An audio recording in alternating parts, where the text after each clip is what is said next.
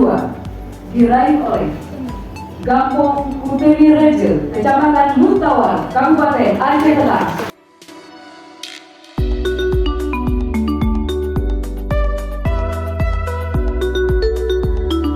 Kita harus menyadari bahwa tugas para aparatur kampung, khususnya Gesik atau kepala desa, sangatlah berat sebagai pemimpin yang bertanggung jawab atas penyelenggaraan pemerintahan kampung.